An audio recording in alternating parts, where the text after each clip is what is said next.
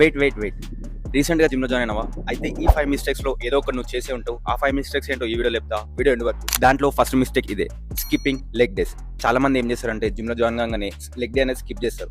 నీ back and bicep బాగుంటాయి కాదు బ్రో. నీ లెగ్స్ కూడా నీ అప్పర్ బాడీతో మ్యాచ్ అవ్వాలి. అప్పుడే ఒక మగాడిలాగా ఈగో లిఫ్టింగ్. చాలా మంది ఎవరో చూస్తున్నారని చెప్పేసి వెయిట్స్ తెగ కొట్టేస్తూ ఉంటారు. నీకు మజిల్ రావడం కాదు కదా, ఇంజురీస్ ఫస్ట్ వస్తాయి. ఏం చేయాలంటే ఎవరో చూస్తున్నారని వెయిట్స్ కొట్టడం కాకుండా నీ మజిల్ని స్ట్రెచ్ చేయడానికి వెయిట్స్ కొట్టు.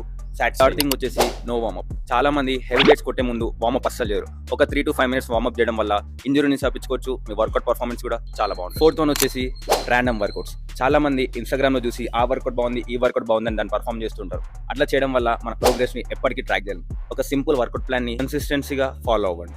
No sleep. Muscle actually gym లో బిల్డ్ అవ్వదు, రికవరీ టైంలోనే బిల్డ్ అవుతుంది.